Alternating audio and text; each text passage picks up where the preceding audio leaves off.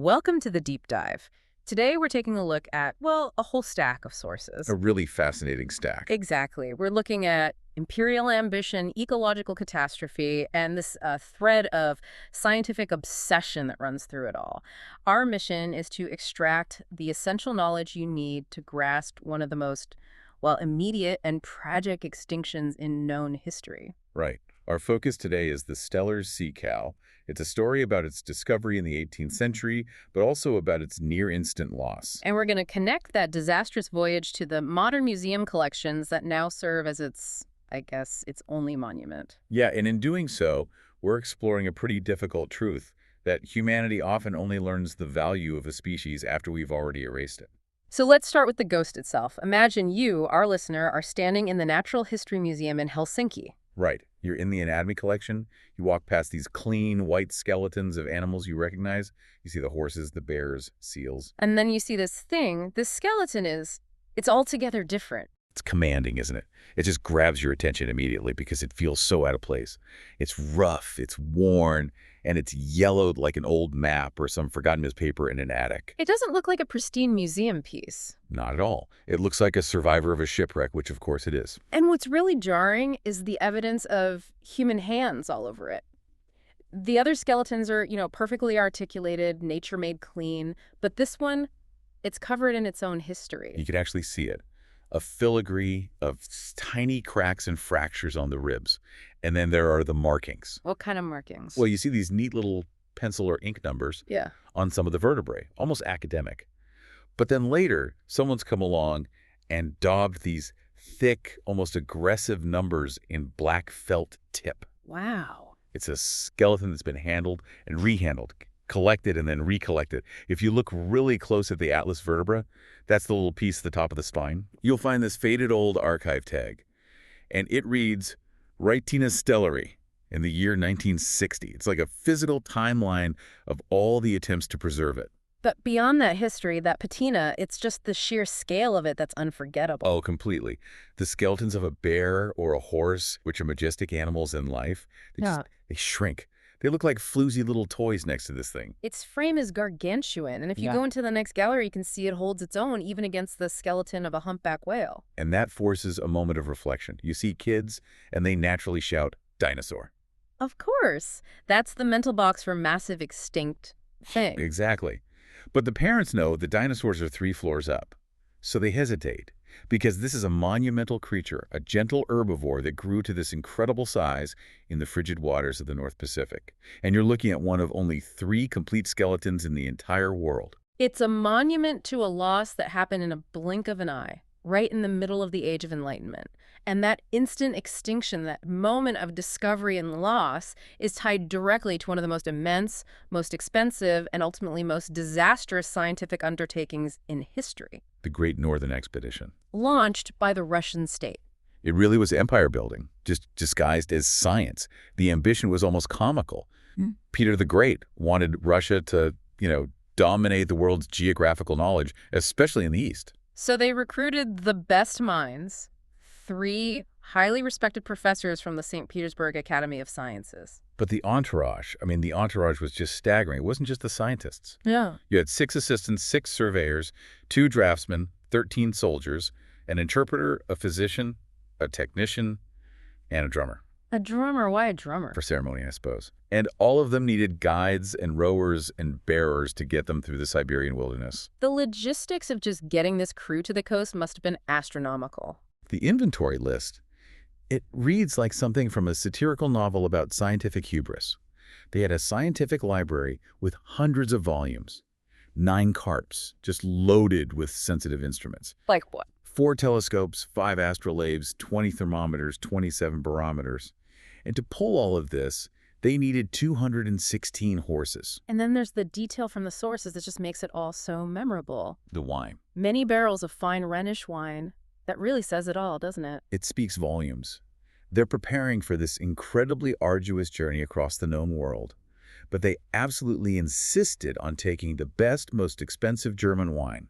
Not just for morale, but as a statement. A statement of prestige, of civilization in the middle of nowhere. Exactly. It shows this fundamental arrogance, this belief that science and, imperial refinement could conquer any challenge. But this immense, well-equipped ambition just slammed into an immediate, pathetic failure. Yeah.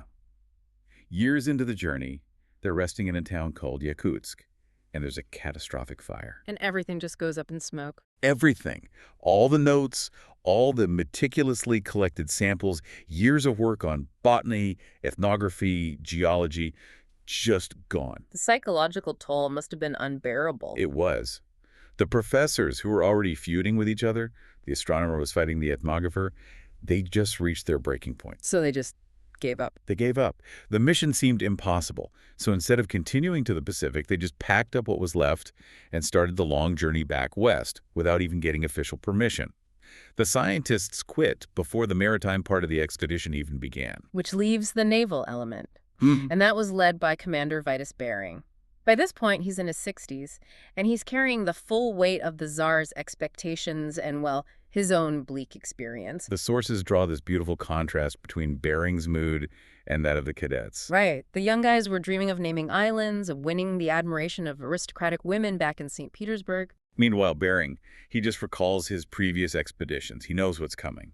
The monotony, the dwindling food reserves, the prayers for salvation that will soon become desperate.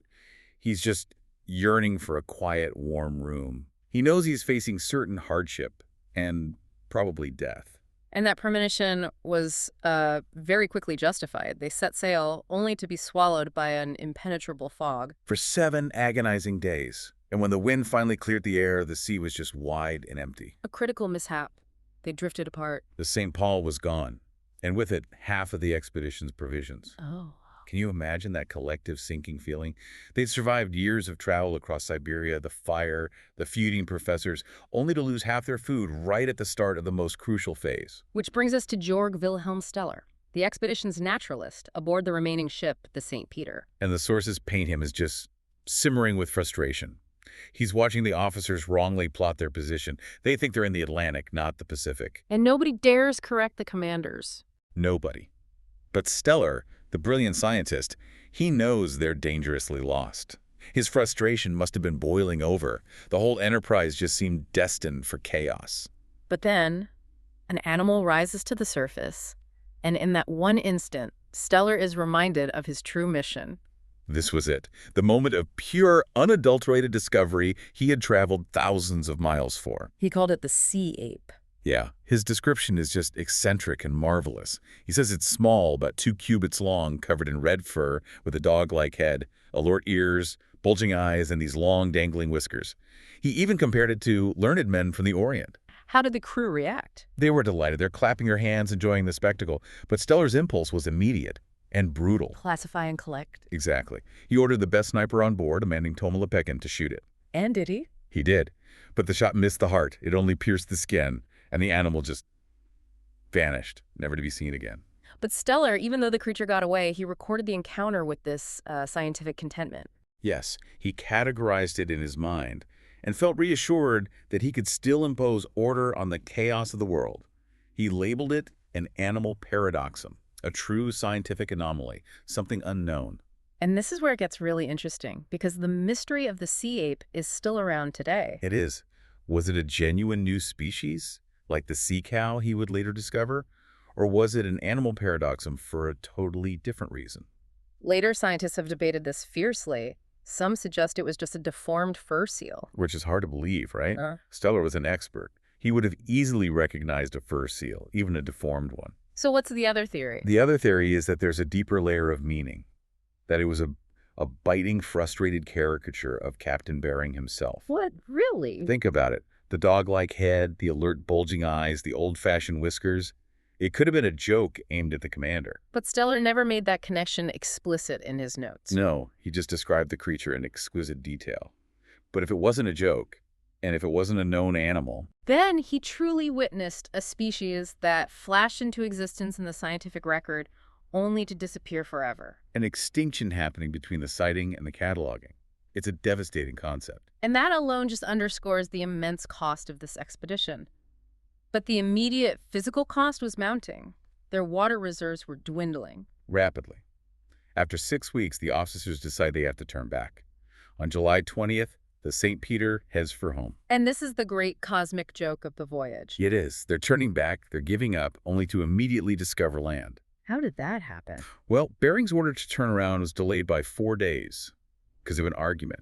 The fleet master, a guy named Kitroff, he wouldn't believe the sighting until the rain stopped, and he could see the shoreline with his own eyes. And that 4-day delay Led them right to the coast of America, Cape St. Elias. How did Bering react? He must have been thrilled. He was filled with despair. He'd sailed just far enough to prove the journey was impossible, and now, to his immense chagrin, they'd actually discovered the continent. Why despair? He was haunted by nightmares, but not of ice or fog. He was haunted by the cost. The expedition had already claimed the lives of 5 of his children, who had died of fever and illness while he was away. Wow. Meanwhile, Steller is fighting for his life's work. Oh, absolutely. Bering has a headache, he refuses to go ashore, and refuses Steller permission. Steller has to argue, vehemently. He points out he can't examine the terrain from the ship's deck. And Bering caves. He concedes. He allows Steller to join the dinghy being sent ashore for water. And he's accompanied by the crew's mocking fanfare and laughter. But the second his boots touch solid ground, Steller forgets all of it. The politics, the seasickness. Right. He has this short, intense scientific burst. In just a few hours, he finds several new species of plants and animals. He finds evidence of human settlement-preserved berries and fish. And he takes samples. An arrow, a flint stone, a seagrass strap. And he leaves behind diplomatic gifts. Green glass, a knife, some pearls, and 2 pipes. It was a whirlwind of scientific success. A victory that was snatched away immediately. The water barrels were refilled, and he was brusquely ordered back to the ship. Return immediately or be abandoned. His diary entry from that day just encapsulates the whole tragedy of the mission. It really does. The journey, he wrote, seemed to be undertaken merely to carry water from America back to Asia. Bering was just determined to turn straight for home. The ultimate irony is that Steller, driven by curiosity, found America in a matter of hours, while Bering, driven by command, had already given up. And that immediate return set the stage for the true calamity. That decision to return immediately was it was a death sentence. The long journey back became a descent into misery and sickness, and it all started with a simple logistical failure. The water barrels. The water barrels, it's such a powerful detail in the sources. They had hundreds of books and dozens of barometers, but they failed because of basic carpentry. They'd forgotten or had the metal hoops stolen in Kamchatka, so they used wooden hoops instead. And those wooden hoops, under the pressure and the dampness of the ship's hold, they just began to rot and fall apart, leading to critical water loss. So rationing began immediately. The men would wet pieces of rusk, this hard, dry bread, with their own spittle just chewing this floury mush, and then instantly regretting how fast it vanished. The onset of scurvy was horrific. The gales are slowing their progress, pushing their return date further and further back. And the symptoms start. First, pale blotches on the skin. Then, a loss of control over their limbs. The final stages were agonizing. Bering himself began to decline rapidly. He struggled to catch his breath just from any exertion. He had difficulty understanding the simplest instructions. But the most horrifying symptom, according to the records, was the taste of blood in his mouth as a tooth, root and all, would just suddenly fall out. Which is a classic, terrible symptom of severe scurvy. It is. The gums just swell and bleed. The ship's logbook tells this brutal story of a crew just collapsing in real time. It does. October 2nd, 24 men are sick. By October 18th, it's 32. 10 days later, only 10 healthy men are left, and they're too weak to even raise the anchor. Navigator Mushin, writing on November 2nd, he admits he's already exhausted from scurvy. And he stands watch only out of extreme necessity. Death became, as the log says, numb and endless. They had originally planned to name islands after the dead, but they stopped. Shumagan was the first. He got a shallow grave on an island named for him. After that, they just stopped. But finally, their prayers were answered. November 5th, land appears. And the surviving men just weep with joy and relief. But even the arrival was a disaster. A cruel gale whips up at midnight, snapping both anchor cables. And in a panic, believing that carrying corpses on board was a bad omen that had caused the storm, the crew dragged the bodies they'd been saving for a noble burial and just pushed them overboard. Steller watched the sheets unfurl from the bodies and float for a moment before sinking. Mercifully, the ship itself, the St. Peter, was pushed into shallow water. It listed, it split, but it got wedged and it didn't sink. They were shipwrecked, but alive. They had reached land. But Commander Vitus Bering, he didn't survive the ordeal. He died on the morning of December 8th. Never saw St. Petersburg again. And the great irony, of course, is that everything in that wretched remote place now bears his name. The Bering Strait, the Bering Sea, Bering Island. The men dug a deep grave, struggling with the frozen earth. But they did it mainly to keep out the foxes, which were already fearlessly closing in on the sick and dying. With Bering gone, the whole structure of command changed. It did. Tasks were divided equally. And Steller was finally given the opportunity to focus on his research, though he was initially laughed at when he suggested focusing on these large, strange marine animals he saw grazing nearby. But the crew was starving. They were still chewing flowery mush. So Steller's research subject The sea suddenly became their salvation, their manna from heaven. A single specimen, easily visible in the shallow coves, could feed all the survivors. They started dreaming of the taste, imagining swallowing the blubber, but hunting them was incredibly difficult at first. The animal was basically a fortress. It was protected by an inch-thick hide and then 4 inches of dense insulating blubber. Standard musket shots just bounced off their flanks. They could sometimes get a lucky shot into the animal's small, pebble-sized eye, which would turn the sea red. But the herd was fiercely protective. When one fell, the others would surround it, preventing the men from securing the multi-ton carcass, which would then just sink and be lost. They knew how to wound them, but they didn't know how to claim them. The breakthrough, the successful brutal hunt, finally came from a midshipman named Johann Sind. He was desperate and innovative. He adapted the methods of the Greenlanders for whale hunting, using a harpoon and a long rope made of sealskin. They practiced until they could hit their target. And when they finally harpooned a young female, the sound the animal made was heartbreaking. Steller, the naturalist, he recorded its lament. He described it as a sound curiously small. It could be from a child or a bird. The creature had spent millennia grazing without fear. It had grown too large to be sensible prey for anything. It didn't have the evolutionary instinct to fight or flee. He just froze. Was pulled to the shore, the rocks pressing into its hide as the rope tightened. The men rushed into the icy waves, adrenaline overriding the constant cold, climbing onto its massive back and slitting the beast open. The shore was instantly covered in iron-smelling mud and blood. And the details of the feast that followed are just astonishing. They explain the crew's immediate physical and psychological turnaround. They slashed the carcass and immediately started drinking the hot, translucent, aromatic blubber.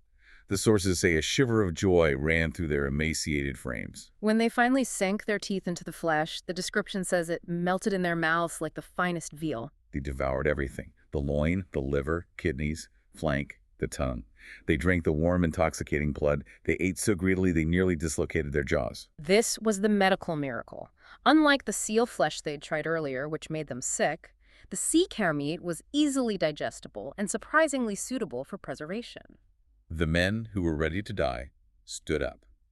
They learned to walk again, waddling like toddlers as their leg muscles returned, and their lost teeth miraculously began to re-emerge from within their gums. It's a powerful narrative pivot. As the sources note, there finally came a day when the surviving commander, Waxel, no longer needed to ask who had died during the night.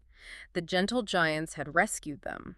But the sea cow's role as salvation was, for Steller, a source of intense scientific frustration. Right. He walks to the cove the morning after the first feast, driving away the scavengers, only to find the multi-ton carcass hacked to pieces. It was useless for the anatomical research he desperately needed to perform, full of holes, broken bones, severed tendons. Yet he was undeterred. The men refused to help him. They were busy hunting, gambling with pelts, or just scoffing at his work. But he was determined to preserve a skeleton. He realized he couldn't preserve the hide without the right chemicals, but he could preserve the bones. So he spent his days scraping them clean, working meticulously, alone. And he recorded these measurements that just convey the massive scale of this creature. A length of 296 inches. That's almost 25 feet. A greatest circumference of 244 inches, and an astonishing intestinal tract length of 5,968 inches. A creature of genuine, magnificent scale. He was tolerated by the crew, mainly because he'd helped them survive by digging pits for shelter and keeping their spirits up with songs. But when they finally started dismantling the shipwreck St. Peter to build a new, smaller vessel, The hooker St. Peter. the political battle started all over again. Steller argued passionately to take his invaluable sea cow skeleton, this creature that would rewrite natural history. But Waxel was firm. The new hooker was only 42 feet long. There was only room for the 46 surviving men, their provisions, and water. So the skeleton, the length of 3 men lying head to toe, was left behind on the desolate shore. Steller spent a full day and night sulking on the rocks, mourning his lost treasure, before they finally sailed away. He left his most significant discovery to the elements and the foxes. The tragedy is just complete. He hoped the species would feed all of Siberia, but he profoundly underestimated human greed and hunger. Only 27 years later, when fur hunters returned, only a single sea cow was found. It was gone, almost as quickly as it had been discovered. The instant extinction of Steller's sea cow, catalyzed by this shipwrecked crew, it really forces us to zoom out and look at geological time. This creature was lost in a flash, but its very existence was tied to evolutionary forces spanning tens of millions of years. It's a fantastic contrast. These sea cows, the Sirenians, people often mistake them for relatives of whales because of their size and marine habitat, but that's completely wrong. Completely. Our sources confirm they're descendants of the Astrotheria clade, which means they share ancestry with elephants and hyraxes. So they're closer to elephants than whales. Much closer. Sirenians and primates actually split about 40 million years ago. The first known ancestor, Parastomus, was a clumsy, pig-sized creature just beginning to adapt to the water. Right. The sea cow's unique, enormous niche developed much, much later. As the species moved north, adapting to the frigid North Pacific, it grew to elephant size and developed that thick blubber layer. It thrived in the cold, kelp-filled, shallow bays left by the last ice age. So their entire magnificent existence was predicated on the geography of the Ice Age. For millennia, herds stretched from Japan all the way to California, but the ice didn't last forever. No. As the glaciers retreated and the streams swelled, water levels rose rapidly. And that rising water proved catastrophic for the sea cow, specifically because of its physiology. Its body was like a massive buoy, constantly pushing it back to the surface. Exactly. Couldn't dive more than a few feet. So the rising water levels deepened the bays, putting the kelp, its only food source, out of reach. The chain of shallow banks brimming with kelp was broken, and that separated the herds. The final trap herd was the one near the Aleutians, the one Bering's men stumbled upon. An animal that large, bulbous, with no eye teeth, no claws, it was simply no match for man's dominion. The evolutionary protection afforded by its size was instantly nullified by human hunting technology. And this tragedy of instant human-caused loss happened concurrently with this profound intellectual shift back in Europe, primarily through the work of the French naturalist Georges Cuvier. Extinction. It's so hard for us today to imagine a time when that concept wasn't terrifyingly obvious. Before Cuvier, the prevailing belief, often tied to religion, was that God's creation was perfect and immutable. Species might migrate, but they didn't cease to exist entirely. But Cuvier looked at the fossil collections, the remains of creatures like the mastodon, the stegosaurus, the massive cave lion, and he realized these magnificent animals were truly gone. And that's when the word extinction entered the lexicon, the irreparable destruction of a species. His initial attempt to reconcile this terrifying new realization was to link it to the biblical account of Noah's flood, one massive catastrophe that swept the old world clean. But the emerging science of geology proved him wrong. Yeah, the chalk bed showed multiple, distinct layers. You couldn't have the same flood sweeping away both a trilobite and a saber-toothed tiger. This forced the realization that the world was not a stable, unchanging system, but a dynamic, violent world where destruction follows destruction. And humanity was now the primary force of that destruction. Absolutely. The destruction was relentless, and it was driven entirely by the economics of empire. Steller's reports and maps, ironically, became the blueprint for the founding of the Russian-American company, which was driven solely by the lure of furs. The wealth was obscene. The cargo manifests read like a list of environmental devastation. Smooth sea otter skins, furry fox pelts, massive hauls of seal skins. The sea otter skins were the most valuable, fetching between $800 and $1,000 each in the Chinese market. The scale is just staggering. Over 51,000 sea otter skins, 831,000 seal skins, almost 320,000 beaver skins, and hundreds of thousands of foxes. For half a century, the profits were immense. But inevitably, the decline set in. Shores that were once crowded with otters existed only in stories. The walrus tusks dried up. The Russian-American company realized its own greed had destroyed its capital. So it needed a new leader to fix the plunging profits. Governor Johann Hampus Führerhelm, appointed in 1855. Führerhelm settled in Novo-Arkhangelsk, which is now Sitka, built on land captured from the indigenous Tlingit people. Yeah, And he wasn't just concerned with profits. He needed to restore order and scientific prestige to counter the constant European criticism of Russian colonial brutality. And this brings us to one of the most intriguing characters in our source material, his sister, Constance Furuhelm. Right, their father, who seems to have been a vindictive and difficult man, sent her along as an extra expense to be dealt with. So Hampus, needing a task for his sickly sister that didn't involve, total exile, gave her the job of curator of the governorate's zoological collections. Constance was naturally timid and taciturn, but she found immense solace in the collection, which was housed in a place called Keycore Castle. It included stuffed birds and mammals, antlers, and fascinating native handicrafts. The sources describe these handicrafts with such rich detail.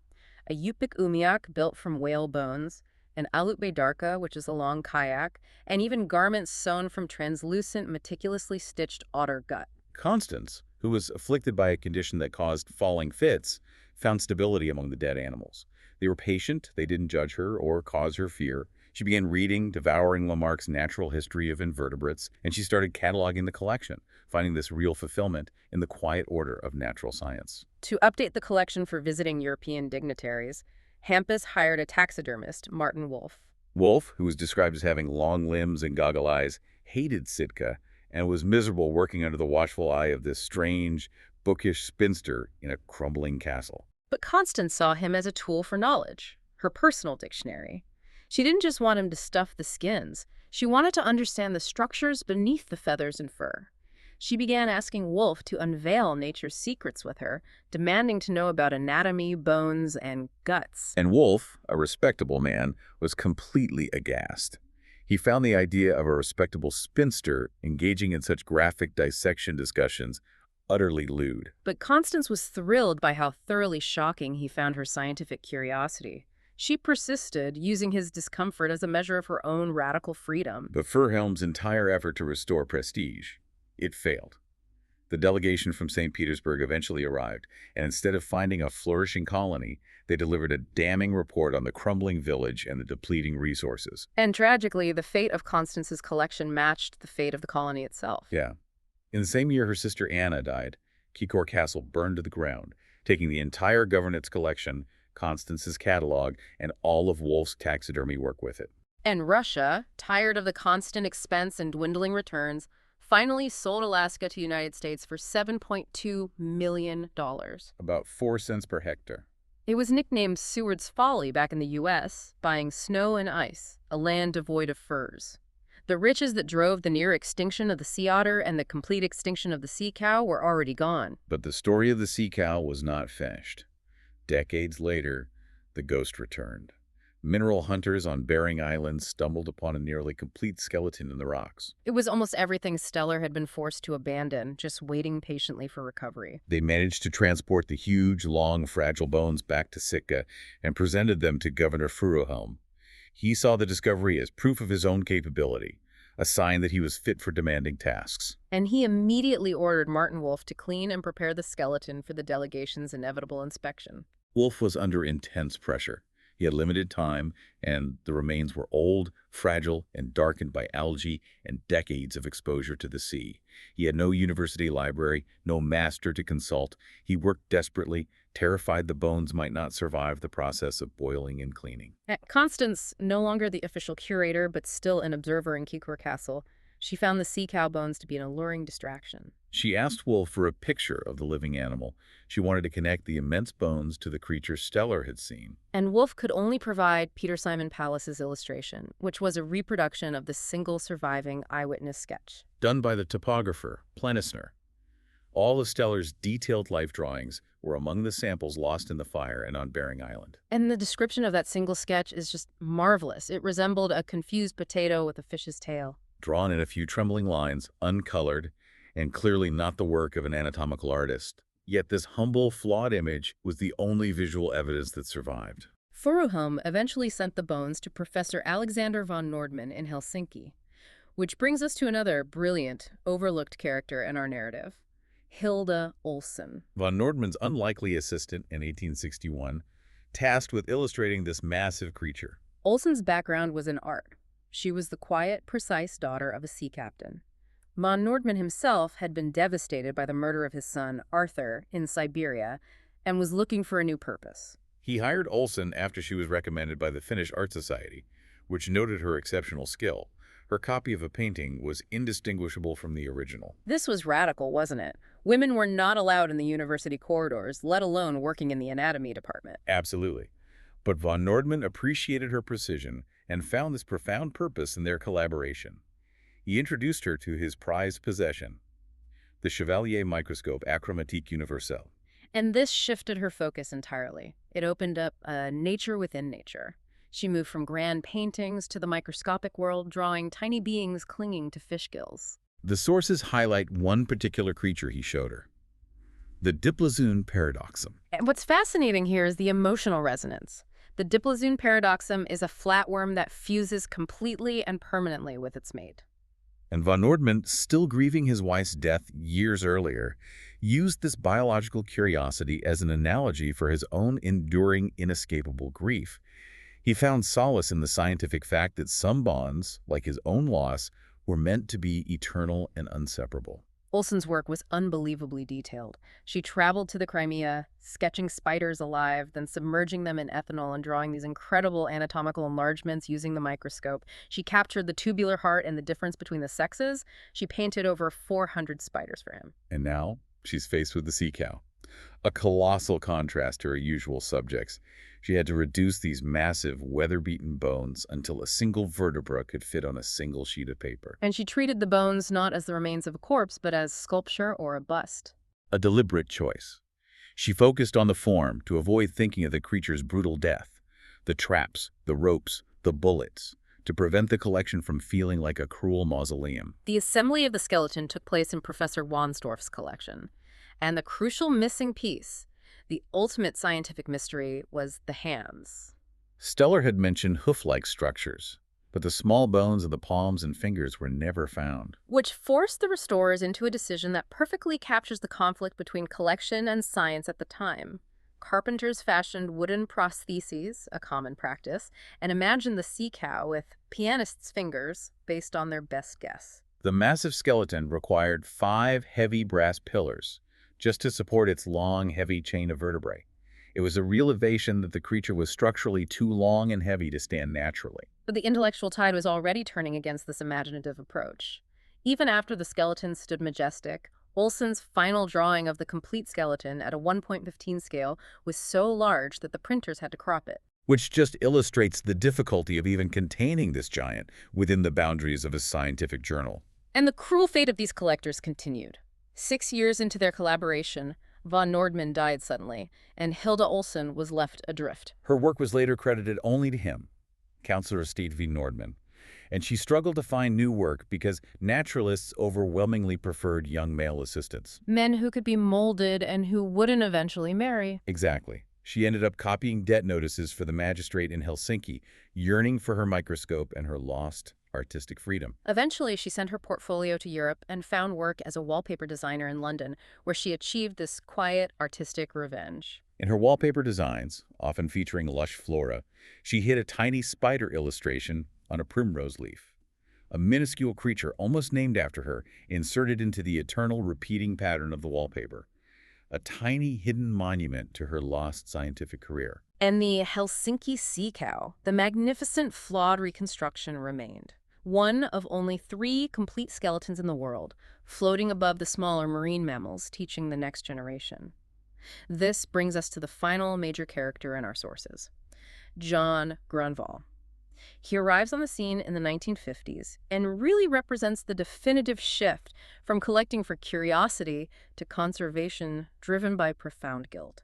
Grunwald grew up collecting eggs with his brothers, but they witnessed the immediate devastation that new hunters and motorboats were having on the abundant bird life on the island of Askar. So they shifted their focus and formed the Bird Protection on Askar Association.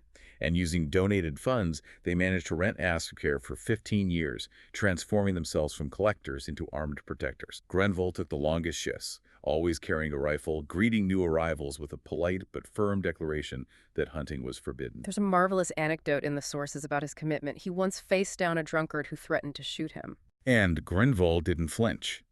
He stood firm, forcing the man to leave because he refused to betray his commitment to the birds. This dedication eventually led to the island's recovery and eventual protection as a legal nature reserve. Yet the tension between collection and conservation remained really strong in his life. Grenville spent his evenings working for the industrial magnate Ragnar Kruger, repairing his magnificent collection of 50,000 eggs. Kruger's prized possession was the egg of the great auk. This was a bird that was flightless. Oily fishermen used to burn its body like a lantern. It was easy prey, and it was hunted to extinction in 1844. The egg was purchased for 175 pounds sterling. It was later valued at $180,000, and Kruger kept it until his death as a symbol of skill and love. But Grenville, as he repaired the egg's invisible cracks, he wondered about his own scientific curiosity.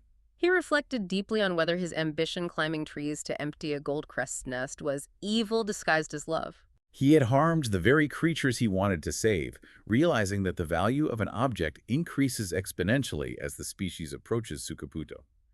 The collection itself was a mausoleum of guilt. And this conscience-driven perspective made him the perfect person to re-examine the Helsinki sea cow 90 years after its first assembly. He looked at the impressive but flawed structure, the elevated head, the broad wooden cartilages, and those imaginative hands. He was informed by a century of failed searches for the sea cow's actual forelimb bones. So Grenville dismantled the old structure entirely. He removed the broad wooden cartilages and the imaginative, artistic pianist's fingers, adhering strictly to knowledge over assumption. He actually put those wooden prostheses on his bookshelf as a constant reminder that science should be about verifiable knowledge, not imaginative completion. He cleaned and repaired the old weather-beaten bones, casting replacements out of gypsum for the damaged sections of the lower spine and tail. And this detailed restoration provided one final, quiet, heartbreaking piece of data. Grenville noted that the specimen was young, it was still growing, its growth plates were not fully closed. The individual whose skeleton stands in Helsinki, the one that anchors this entire narrative, was not an old cow who died naturally. The encounter between man and sea cow was brief and brutal, with none of the calves Steller had seen having the chance to die of old age. The skeleton Grenville rebuilt was an honest representation of a creature whose life was tragically cut short. The story of the Steller sea cow, from Steller's first sighting to Planisner's confused potato sketch to the yellowed skeleton rebuilt by Grenville, it leaves us with this profound, almost spiritual sense of loss. It brings us back to that powerful Finnish term, sukuputo. It doesn't just mean the death of all individuals, but rather the greatest, most profound loneliness of all, the lack of its kin. The last sea cow, swimming from cove to cove, had already encountered Sukuputo long before the final hunter arrived. Today, we look at that irreversible destruction, and we wonder if modern science can fix it. We're in the age of de-extinction, where researchers are actively trying to reverse the mistakes of the past, propelled perhaps by the very collector's guilt that Grenville recognized. We see projects attempting to resurrect the woolly mammoth using Asian elephants, or the passenger pigeon using rock doves. It is an intoxicating idea, correcting the historical record and bringing back the lost giants. But our source provides a really critical perspective. What hatches will not be the creature that died? It will be a barely credible chimera, a compromise. The elephant will have a long coat and cold resistance, but it will still be an elephant. The fledgling will look like a passenger pigeon, but half of its genetic inheritance will still be that of the rock dove. Extinction is irreparable destruction. What has died cannot truly be brought back to life, whether by a naturalist scraping bones clean or a geneticist using CRISPR. But if we can summon a realistic copy, if we can create a hope, a thought, beckon from the underworld, it looks like the creature that was lost. Maybe, for us, for the museum visitor looking up at that massive yellowed skeleton, maybe that compromise, that realistic copy of what we destroyed is enough. Enough to satisfy the demands of conservation and to quiet that persistent historical guilt. Yeah. It's a provocative question to mull over. What are we trying to save? The species itself, or the idea of the species? And is the idea enough? Until our next deep dive, thanks for listening.